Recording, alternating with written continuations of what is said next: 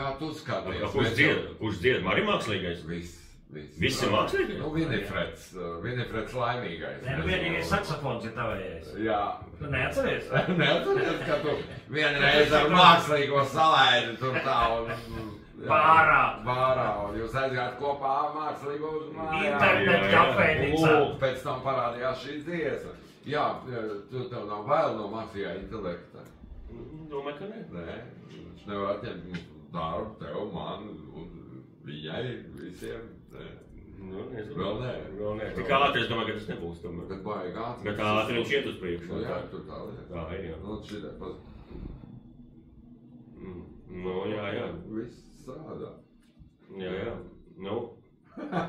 Labi, Raivo, nebiedēsim tevi. Jā, tieši Vēlreiz parunāsim par to skaisto pasākumu. Ar 14. februāri, jā, mēs priecājamies arī šonadēļ Melnā humora topā dāvāt balvās, starp citu, biļetes uz šo pasākumu, jā. Jā. Daudzām dāmām vajadzētu izvēlēties, un kungiem aizies savas dāmas Valentīna dienā uz Latviešu biedrības nāmu, jā.